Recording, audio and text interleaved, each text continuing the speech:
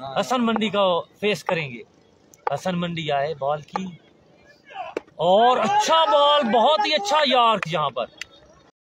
Usama Prince, Hasan मंडी, short pitch as निकला है, यहाँ पर आउट हो गए।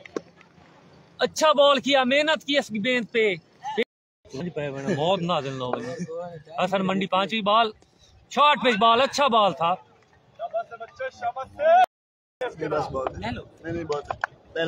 चौथी बॉल हसन मंडी, ओ अच्छी बॉल।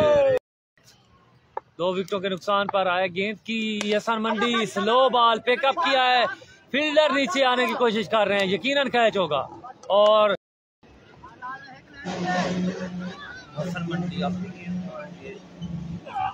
और नहीं आया। हसन मंडी बॉलर तैयार, जी हाँ बॉलर दौड़े।